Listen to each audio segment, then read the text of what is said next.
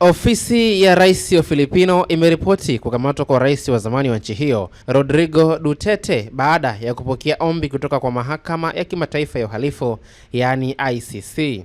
Duterte alikamatwa Jumanne katika uwanja wa ndege wa Manila alipowasili kutoka Hong Kong, kwa mujibu wa serikali ya Filipino. Duterte anakabiliwa na tuhuma za uhalifu dhidi ya binadamu kutokana na kampeni kali ya kupambana na dawa za kulevya wakati wa uongozi wake. Kulingana na hati ya kukamatwa, kampeni yake maarufu kama vita dhidi ya dawa ya kulevya alipokuwa rais kutoka 2016 hadi 2022, aliwanyima washukiwa haki ya mchakato wa kisheria na alisababisha vifo vya maelfu ya watu wakiwemo watoto.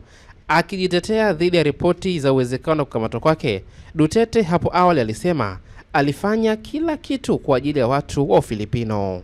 Hii ni Sawasawa Digital, habari kiganjani mwako.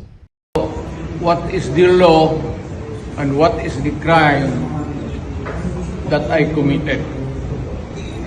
Show to me now the legal basis for my being here, as apparently I was brought here not of my own volition. If somebody else says, kung hindi ibang tao, ikaw siguro, because this is your structure. So you have to answer now for the deprivation of liberty. General naman kayo. Alam niyo ba na hindi man lang siya na-serve kung anong kaso? Hindi niya alam.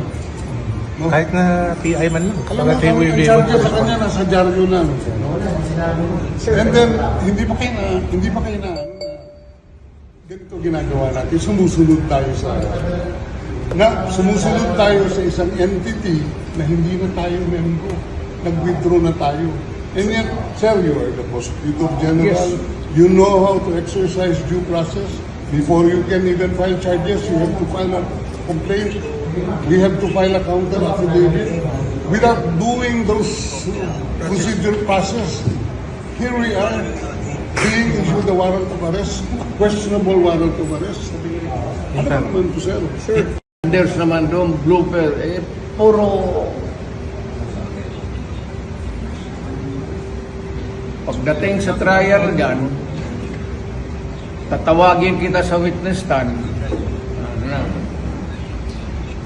Sabihin ko, you're the person who arrested me.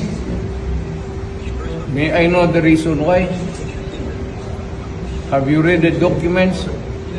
Or at least, have you read the case at that time when you made the arrest? So that you would be guided to what you should know. Yan lang yan. Magkaibigan tayo, galing ako gobyerno.